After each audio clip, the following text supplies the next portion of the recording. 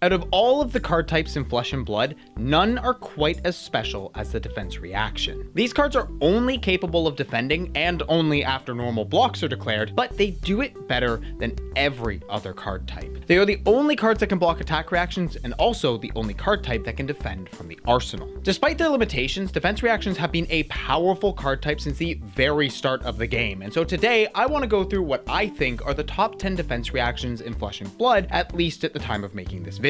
Of course, though, no top 10 would be complete without an honorable mention, and the card I've chosen for this slot is none other than my spoiler card for the Hunted, Loyalty Beyond the Grave. This brand new Draconic defense reaction is a majestic, it costs 0 to play, blocks for 3, and reads, while this is in your graveyard, at the start of your turn you may banish 2 cards named Loyalty Beyond the Grave from your graveyard. If you do, draw a card. Okay, so first off, I want to compliment the art on this card because it feels so super thematic. It makes so much sense that the Emperor would be burned on a funeral pyre after his assassination, although I'm really not sure how Yoji still has a job considering he didn't even do it, but whatever. As for the ability, well, considering this is my spoiler card for the Hunted, I don't know what else is in the set and I haven't actually played with it, but I'm willing to bet that Loyalty Beyond the Grave is pretty good. We all know how powerful drawing cards in this game is, and with being able to use Loyalty throughout the game and then fuel a 6-card hand or even use it to try and make a comeback in the late game gives it a lot of flexibility. Obviously, only blocking 3 isn't nearly as good as blocking 4, but I think making it block 4 would have, actually broken it. So as it stands, this card seems very solid, probably quite playable, but not busted. Personally, I really like the design of Loyalty Beyond the Grave, but I'm gonna leave it up to the competitive players to figure out just how good it is. Huge thanks to LSS for the spoiler card. It is always an honor to be included. For now though, let's move on to that top 10 list.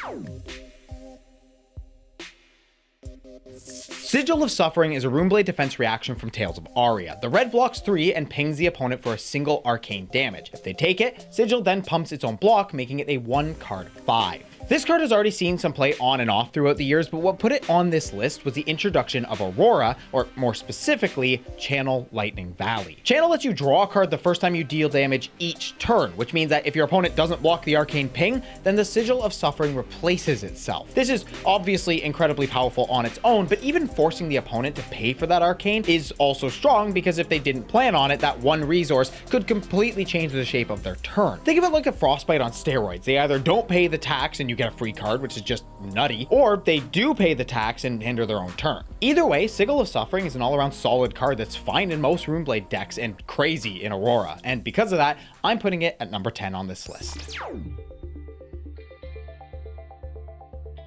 Hold the Line is a blue majestic D-react from Dusk Till Dawn. It only blocks 2, but has the unique ability to pump itself by a whopping plus 3 if the attacking hero has drawn 2 or more cards on that turn. This makes for a defense reaction that is very strong, but also very specific. Back in the heavy hitters and Mistveil metas, it was really good because we had things like Bloodrush Bellow, Tome of Divinity, and Art of War in some of the top decks, while other cards like Cashin and Tome of Fiendal were floating around as well. Unfortunately for Hold the Line though, all of these cards except for Bloodrush Bellow were banned on September 9th, 2024 in what is now known as the Great Book Banning. LSS came to the realization that having too many draw cards was becoming a serious problem for the game, and so they nuked a whole bunch of the worst defenders. And while this was great for the overall health and longevity of Flesh and Blood, it was a huge hit to Hold the Line. Now that's not to say it's useless. After all, there still are things like brutes who love to draw and discard multiple cards a turn, but the banning did make Hold the Line far less ubiquitous. When it's good, it's incredible. I mean, a blue defense reaction that blocks for 5 is super strong, but most of the time it's just a blue block 2 with no ability, which is like underwhelming to say the least. And so because of the nerf it received from the book bannings, I put it here at number 9.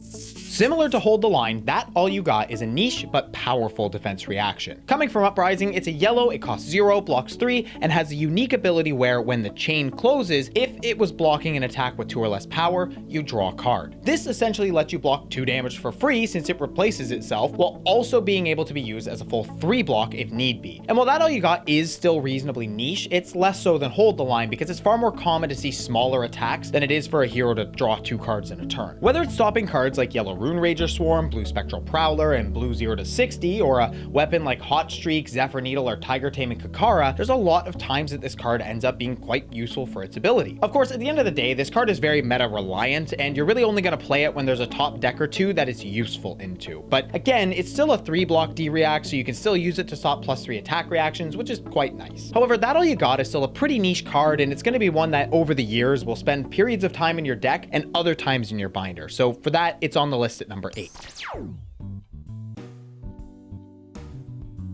Coming at you from the very first set in the game, Welcome to Wraith, we've got Reckless Swing. This is the blue 0-cost D-react that blocks 4, but has the added cost of discarding a random card from your hand. However, if you discard a 6 or higher power card, you deal 2 damage to the attacking hero. All right, so let's do a show of hands. How many of you have died to this card before? Yeah, that's what I thought. Reckless Swing is one of those cards that you'll see your opponent pitch through a game, and even though you know it's there, you still somehow manage to forget about it. Most of the time, going to 2 life is fine, but against brutes, it's basically a death sentence. Unless you have ward or something like an Oasis Respite, there's really no way to stop the 2 damage it deals, and so if you go below 3, you essentially have to pray that your opponent doesn't draw one of these. Of course, it does have that pretty significant downside of being a whiff in brute decks since it doesn't have any power itself, but even running this as a 1 or 2 of in a classic constructed deck still works. All it takes is to get one of these off in the late game and it's lights out, so you don't even need to clog your deck up with 3 copies. And so despite the fact that Reckless Swing is a whiff in the decks it's running, the fact that it just straight up kills the opponent from 2 is just so good, and it makes it take the number 7 slot on this list. Number 6 on this list is Soul Shield, a card that has one significant difference from every other defense reaction here. It actually has a resource cost. This card comes from Monarch and it costs 2, blocks 6, and has the very simple ability that when the chain closes, it goes into your hero's soul. Defense reactions tend to be best when they're free to play, but in some cases, like Soul Shield, the cost is negligible. Blocking 6 means that it's the same value as blocking with 2/3 blocks, but it can also be used to stop an opponent that is trying to go way up and over the top with the reaction themselves. On top of that, putting itself into soul fuels each and every one of the light hero's abilities, which is what makes this card so good. Being able to defend and further your own gameplay is a pretty rare thing for D-react, since most are just in their decks purely for the blocking ability. But Soul Shield pulls double duty, and it does it wonderfully. I cannot tell you how many times while playing either of the prisms that this saved me from certain death or from a massive on hit, and then helped me a turn or 2 later with either making a shield or flipping an angel. While Soul Shield doesn't do any one thing better than any other card, it's the fact that it blocks perfectly on rate and synergizes with the rest of your strategy that makes it take the number 6 spot on this list. So it turns out I don't actually own this card and can't put it on a little turny display thingy, so here's the card turning digitally. Yeah, you like that? I bet you do. Okay, so next up, we've got one of Riptide's specializations from Outsiders, Buzzsaw Trap. This is a blue, 0-cost, 3-block defense reaction that can only be run as a single copy in a single hero. So how did it take number 5 on this list? Because it's insane. Buzzsaw Trap reads, when this defends an attack with power greater than its base, the attack can't gain power this turn. Its power becomes its base. Your opponent plays a Bramble Spark and sends a Felling for 11, not just 4. New tries to go up and over with a Pick to Pieces, Venomous Bite, and a Fang Strike on a Bonds of Agony. Oh, that's cute. You did all that just to attack for 1? As for Dorinthia and her Dawnblade, Buzzsaw Trap just straight up invalidates that deck entirely, because even if the Dawnblade has 5 counters, it still goes back to just 3 power and loses everything. On top of all that, even though Riptide can only run 1 copy of Buzzsaw Trap, his other specialization, Murky Water, has the chance to put it back in Arsenal, meaning that you might just have to deal with it twice in a game, which is just brutal. So despite the downsides of it being a one of in just a single hero, there's no denying that Buzzsaw Trap's pure, unfiltered power lands it nicely at number 5. Coming up at number 4, we have a card that I am admittedly a little biased on, as it's my favorite defense reaction in the game right now, Rootbound Carapace. This is an earth reaction from Rosetta, and it comes in all 3 colors, which is relevant because different decks actually run more than just the reds. But using the red as a baseline, this card costs 0 and blocks 3, but has the ability to decompose to give itself +1 defense. Now, what makes this so strong is that decomposing for Florian and Verdance is incredibly important, as once their hero abilities are turned on, they both become far more powerful. And being able to do so on defense for no resource cost while getting great block value is just so goddamn strong. It's so strong, in fact, that a lot of people, myself included, run both the reds and yellows. Even the blues, which are, the worst ones, are run in the OTK Florian deck, since Rootbound Carapace is the only way to decompose without attacking and wasting your rune chant stack. Much like Soul Shield, having a defense reaction that also synergizes with the deck that it's in is very powerful. Rootbound Carapace being essentially a 0-for-4, decomposing, and being an earth card itself makes it just so freaking good in the decks it goes into. Maybe I am a little bit biased, but I think that it very well earns itself the number 4 spot on this list. Also, it's my video. I can put it wherever I want. What are you gonna do about it, huh? Yeah, cry. Cry about it. Yeah, cry. You cry about it. FateforScen. How many of you could have foreseen that it would be this high on this list?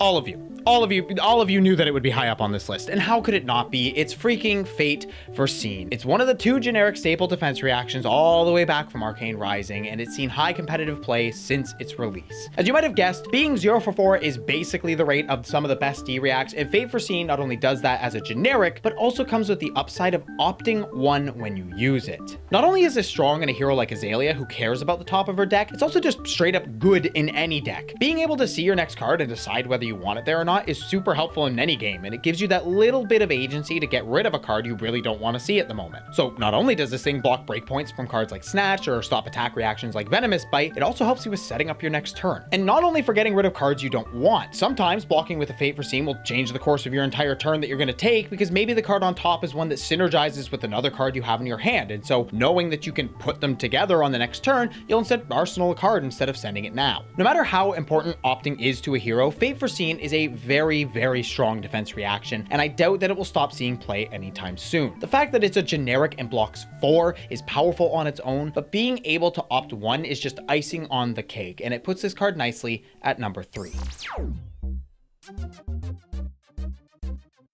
Coming up as the runner-up on this list is none other than one of Riptide's other specializations, CollapsingTrap. Also releasing in Outsiders with the exact same stats as Buzzsaw Trap, CollapsingTrap is, if you'll excuse my French, fucking crazy. When this defends an attack with Go Again, the attacking hero discards their hand, then draws that many -1. Now here's the thing, we already know just how powerful removing a card from an opponent's hand is. Scowling Fleshbag and Face Purgatory are 2 very powerful legendaries because, as it turns out, removing even a single card from an opponent's hand when they're having a big go wide turn can completely stop them in their tracks. And CollapsingTrap does just that, but on steroids. Not only is Go Again an extremely common keyword on attacks, but making them discard their hand and then they draw -1. Like, man, I have a Riptide main at my locals, and this card is just backbreaking whenever it's played. And unlike the equipment that do a similar thing, you don't really know when CollapsingTrap is coming, making it nearly impossible to predict. Honestly, thank God that this thing can only be run as 1 copy. It's bad enough that Riptide could potentially get it back, but could you imagine if he had 3 of these? Ugh.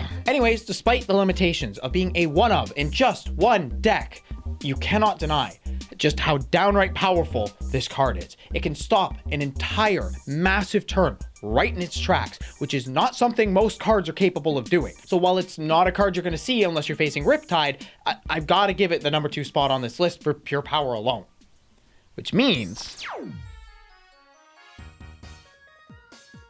all right, we all knew this was coming. Sink Below is my number 1, and how could it not be? It's Sink Below. Releasing in the very first set of the game, welcome to Raid. This 0-for-4 is the defense reaction. It's generic, it covers breakpoints, it's free to play, and it lets you sink a card to the bottom of the deck, drawing a new one. Like, seriously, do I even need to say anything? Everyone that has played this game and played a Sink Below knows just how strong being a 0-for-4 is already, and being able to fix your hand as well. How many times have you drawn an all-red hand, and this helped you get that blue you needed? What about that time Arthur Chahey played a Sink and got the exact card he needed to win a Pro Tour for $50,000? And what about the time you played a Sink, tucked a useless card, and drew the exact same fucking god damn it. Okay, listen, we've all had our times when Sync Below's effect didn't exactly work in our favor, but most of the time, it's either positive or at least neutral. But let's not kid ourselves. This is easily the most powerful defense reaction in the game, which is why it has and will continue to see play in most decks, whether casually or tournament. Hell, it's not even just the reds that see play. I've seen Prism players mess around with the yellows a bit, and the blues actually saw high-level competitive play in Enigma because it serves as a transcend enabler with a super useful ability. Really, the only time Sync isn't immediately put into the deck is when there's another defense reaction that has some extra synergy, like Rootbound Carapace. Although Sync is so good that most people will still just run it alongside those other defense reactions anyways. Honestly, while I can see people contesting some of my other picks, or at least the placements on this list, I don't think anyone is going to be making any serious arguments over Sync Below. It's the absolute king of defense reactions, and will likely remain that way for many more years to come. Anyways, these were my top 10 defense reactions in Flesh and Blood, as well as my spoiler for the Hunted. It was nice to already have a video idea that actually fit with what I ended up getting to spoil, so huge thanks to LSS for both the unintended convenience as well as the privilege of being able to do so in the first place. And thank you all for watching. If you've got any other cards that you think should have been on this list instead of what I put, just put them in the comments below so everybody can argue over them. As always, an extra thanks to all the patrons. I appreciate each and every one of you for the support with the work that I do here on this channel. Shoutouts to the GigaChad Saint, Geeks First, Elixir, Vinny, John, Ty, Chemical, Bryant, Dark Memoria, Big Hungry, and Wolf Shadowmancer. Then we've got the Alpha Chads Thomas, Zajima, and Aaron, and then there's the Super Chads Thal, Cece, Ben, Yogbadoodles21, Scott, and Kevin. Thanks again as always, and stay Chadly, my friends. If you've ever wondered why this shit takes me fucking long, it's 'cause I have to sing things in between takes. Dee-ba-dee-ba-dee-dee-do-do, dee-ba-dee-dee-do.